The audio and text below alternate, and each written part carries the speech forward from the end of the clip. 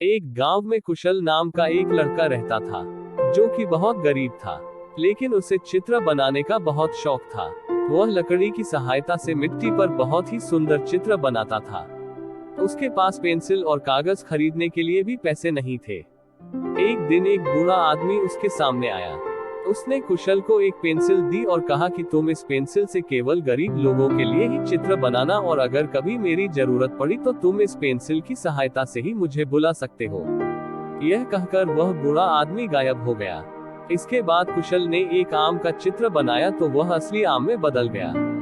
इससे कुशल को पता लग गया कि यह कोई साधारण पेंसिल नहीं बल्कि जादुई पेंसिल है। फिर उसने अपने परिवार के लिए कुछ अच्छे कपड़े बनाए और खाने की वस्तुएं बनाई। अब वह उस पेंसिल की सहायता से गरीब लोगों की मदद करने लगा और गरीब लोगों को भोजन और कपड़े बना कर देता था।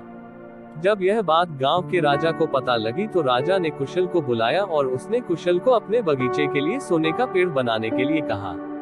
लेकिन कुशल ने ऐसा करने से मना कर दिया और कहा कि मैं इसका प्रयोग केवल गरीब लोगों के लिए करता हूँ। आप तो पहले से ही बहुत अमीर हैं। यह सुनकर राजा को गुस्सा आया और उसने कुशल से वह पेंसिल छीन ली और खुद ही चित्र बनाने लगा। लेकिन उससे कुछ नहीं हुआ। इसके बाद उसने वह पेंसिल वापस कुशल को देकर चित्र बनाने को कहा और बोला कि अगर तुम चित्र नहीं बनाओगे तो तुमको जेल में डाल देंगे। इस पर कुशल को बूढ़े आदमी की याद आई। उसने बूढ़े आदमी का चित्र बनाया, जिससे बूढ़ा आदमी प्रकट हो गया। उसने राजा को समझाया कि यह पेंसिल कुशल को केवल गरीब लोगों की मदद के लिए मिली है। यदि इससे वह किसी अमीर व्यक्ति के लिए चित्र बनाएगा तो वह असल वस्तु में नहीं बदलेगा। इससे राजा को यह बात समझ में आ गई और अपनी गलती का एहसास हो गया तो उसने कुशल को उपहार देकर छोड़ दिया।